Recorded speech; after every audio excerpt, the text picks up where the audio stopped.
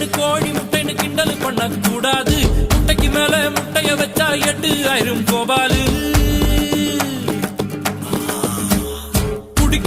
குடிக்கிறான்னு கேவலப்படுத்த கூடாது. 500 அடிக்கும் அவுட் ஆகல தெண்டுல்கர் தான் நம்மாளு.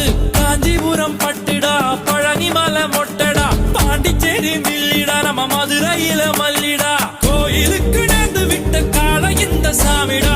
கோபம் உண்ணு வந்து புட்டா கூட்டத்தோட காலிடா.